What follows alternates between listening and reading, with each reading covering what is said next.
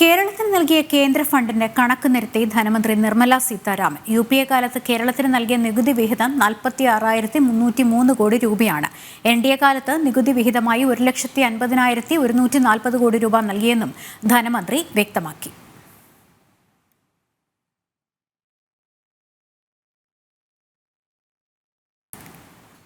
വിവരങ്ങളുമായി നന്ദഗോപൻ ചേരുന്നുണ്ട്. നന്ദൻ, ഇതുമായി ബന്ധപ്പെട്ട വിവരങ്ങൾ എന്താണ്?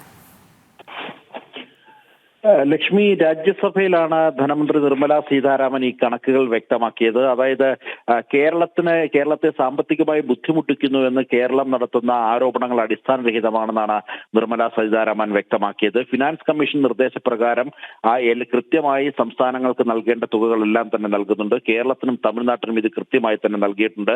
സംസ്ഥാനത്തിന് ആവശ്യമായ തുകയെല്ലാം തന്നെ സമയബന്ധിതമായി തന്നെ നൽകുവാൻ സർക്കാരിന് കഴിഞ്ഞു എന്നാണ് നിർമ്മല സീതാരാമൻ വ്യക്തമാക്കിയത്. അതിൽ ഒരു തരത്തിലുള്ള കുടിശ്ശികയും വരുത്തിയിട്ടില്ല. ഇത് കേവലം കണക്കുകൾ കൊണ്ടാണ് ഇത് വ്യക്തമാക്കുന്നത്. കണക്കുകൾ നിരത്തുവാൻ താൻ തയ്യാറാണ്. കണക്കുകൾ തന്റെ പക്കലുണ്ട്.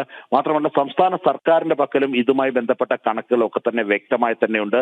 റിസർവ് ബാങ്ക് വഴിയാണ് തുക കൈമാറ്റവും മറ്റും നടന്നത്. അതിനാൽ തന്നെ കൃത്യമായ രേഖകൾ ഇതുമായി ബന്ധപ്പെട്ട് ഉണ്ട് എന്നാണ് നിർമ്മല സീതാരാമൻ വ്യക്തമാക്കിയത്.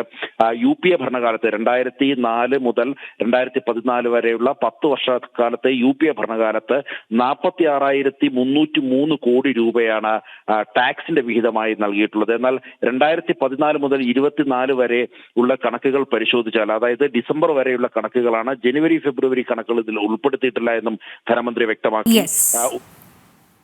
നന്ദഗോപനാണ് വിവരങ്ങൾ നൽകിയത്.